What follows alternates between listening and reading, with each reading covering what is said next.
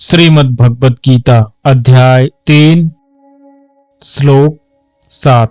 यह तु इंद्रियाणि मनसा नियम्य आरभते अर्जुन कर्म इंद्रियैः कर्म योगम आसक्तः सह विशिष्यति।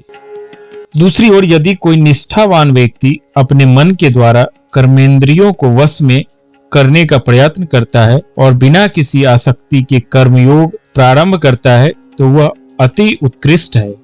यहाँ अनासक्त होकर कर्म करने वाले को मिथ्याचारी की अपेक्षा ही नहीं प्रत्युत सांख्य योगी की अपेक्षा विश्रेष्ठ बताने की दृष्टि से तू पद दिया गया है।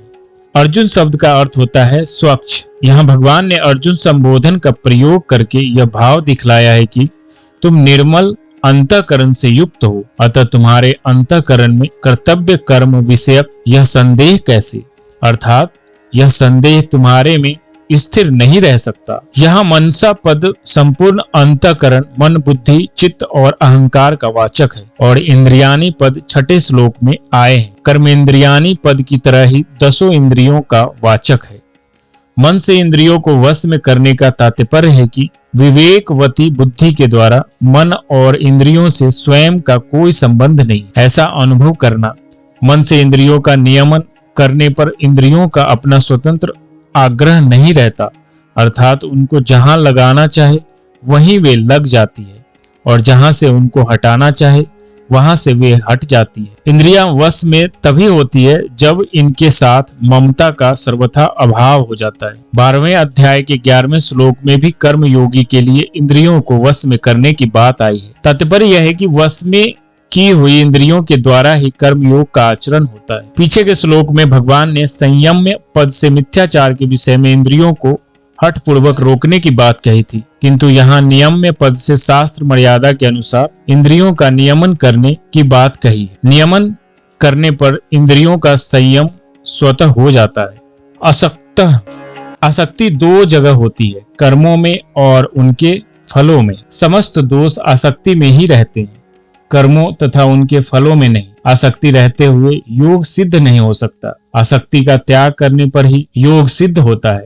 अतः साधक को कर्मों का त्याग न करके उनमें आसक्ति का ही त्याग करना चाहिए। आसक्ति रहित होकर सावधानी एवं तत्परता पूर्वक कर्तव्य कर्म का आचरण किए बिना कर्मों से संबंध विच्छेद नहीं हो सकता। साधक आसक्ति रहित तभी हो सकता है जब वह शरीर इंद्रियां मन बुद्धि को मेरी अथवा मेरे लिए न मानकर केवल संसार का और संसार के लिए ही मानकर संसार के हित के लिए तत्परता पूर्वक कर्तव्य कर्म का आचरण करने में लग जाए। जब वो अपने लिए कोई कर्म न करके केवल दूसरों के हित के लिए संपूर्ण कर्म करता है, तब उसकी अपनी फलाशक्ति स्वतः मिट जाती है। कर्मेंद्रियों से होने वाली साधारण क्रियाओं से लेकर चिंतन तथा समाधि तक की समस्त क्रियाओं का हमारे स्वरूप के साथ कुछ भी संबंध नहीं है, परंतु स्वरूप से अनासक्त होते हुए भी यह जीवात्मा स्वयं आसक्ति करके संसार से अपना संबंध जोड़ लेता है। कर्म योगी की वास्तविक महिमा आसक्ति रहित होने में ही है। कर्मों से प्राप्त होने वाले किसी भी फल को न चाहना अर्थात उससे सर्वथा असंग हो जाना ही आसक्ति रहित होना है। साधारण मनुष्य तो अपनी कामना की सिद्धि के लिए ही किसी कार्य में प्रवृत्त होता है, परंतु साधक आसक्ति के त्याग का उद्देश्य लेकर ही किसी कार्य में प्रवृत्त होता है। ऐसे साधक को ही यहाँ आसक्त कहा गया है। जब ज्ञान योगी और कर्म योगी दोनों ही फलेच्छा और आसक्ति का त्याग करते हैं, तब ज्ञान योग की अपेक्षा कर्म योग अधिक सुगम सिद्ध होता है, कारण कि कर्म योगी को फिर किसी अन्य साधन की आवश्यकता नहीं रहती, जबकि ज्ञान योगी को देहाभिमान और क्रिया पदार्थ की आसक्ति मिटाने के लिए कर्म योग की आवश्यकता रहती है। कर्म योग में आसक्ति का त्याग मुख्य है, जिससे कर्म योगी को सम बुद्धि की प्राप्ति हो जाती है। इसलिए भगवान कहते हैं कि कर्मों का त्याग करने की आवश्यकता नहीं है, प्रत्युत आसक्ति रहित होकर कर्म करने की ही आवश्यकता है। कर्मों का त्याग करना चाहिए या नहीं, यह देखना वस्तुतः गीता का सिद्धांत ही नहीं है। गीता के अनुसार कर्मों में आसक्ति ही त्याज्याय है। कर्म योग में कर्म सदा दूसरों के हित के लिए होता है और योग अपने लिए होता है। अर्जुन कर्म को अपने लिए मानते हैं, इसीलिए उन्हें युद्ध रूप कर्तव्य कर्म घोर दिख रहा है।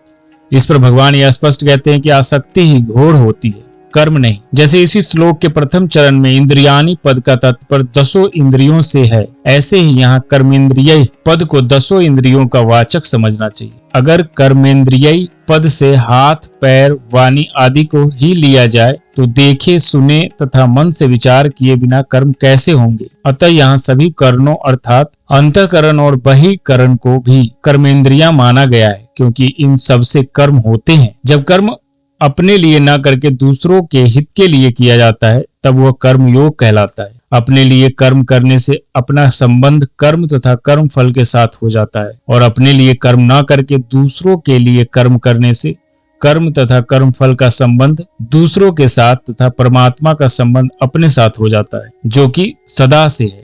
इस प्रकार देश, काल, परिस्थिति आदि के अनुसार प्राप्त कर्तव्य कर्म को निस्वार्थ भाव से करना कर्मयोग का आरंभ है। कर्मयोगी साधक 2 तरह के होते हैं। पहला, जिसके भीतर कर्म करने का वेग, आसक्ति, रुचि तो है पर अपना कल्याण करने की इच्छा मुख्य है।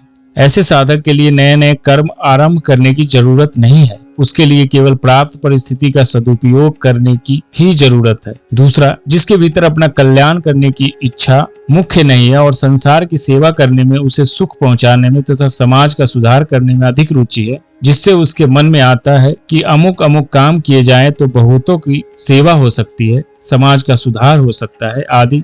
ऐसा साधक अगर नए नए कर्मों का आरंभ कर भी दे तो कोई हर्ज नहीं है। हाँ, नए कर्मों का आरंभ केवल कर्म करने की आसक्ति मिटाने के लिए ही किया जाना चाहिए। गीता में भगवान ने अर्जुन के लिए प्राप्त परिस्थिति का सदुपयोग करने के लिए ही कहा है, क्योंकि अर्जुन में अपने कल्याण की इच्छा मुख्य थी। सविशिष्यते, जो अपने स्वार्थ का, फल की आसक्ति का त्याग करके मात्र प्राणियों के हित के लिए कर्म करता है, वह श्रेष्ठ है। कारण कि उसकी मात्र क्रियाओं का प्रवाह संसार की तरफ हो जाने से उसमें स्वतः असंगता आ जाती है। साधक का जब अपना कल्याण करने का विचार होता है तब वह कर्मों को साधन में विघ्न समझकर उनसे उपराम होना चाहता है, परंतु वास्तव में कर्म करना दोषी नहीं है, प्रत्युत कर्मों में सकाम भाव ही दोषी है। अतः भगवान कहते हैं कि बाहर से इंद्रियों का संयम करके भीतर से विषयों का चिंतन करने वाले मिथ्याचारी पुरुष की अपेक्षा आसक्ति रहित होकर दूसरों के हित के लिए कर्म करने वाला श्रेष्ठ है। वास्तव में मिथ्याचारी पुरुष की अपेक्षा स्वर्ग आदि की प्राप्ति के लिए सकाम भाव पूर्वक कर्म करने वाला भी श्रेष्ठ है। फिर दूसरों के कल्याण के लिए निष्काम भाव पूर्वक कर्म करने वाला कर्मयोगी श्रेष्ठ है। इसमें तो कहना ही क्या है।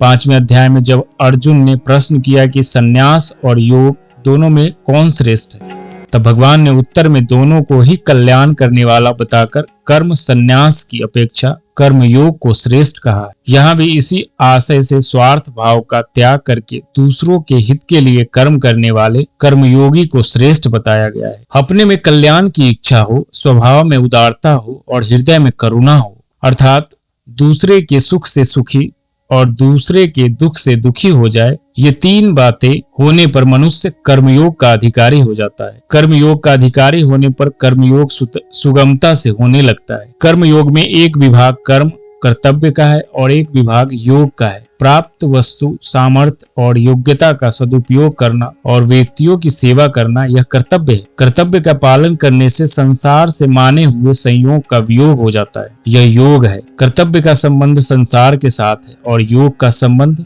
परमात्मा के साथ है।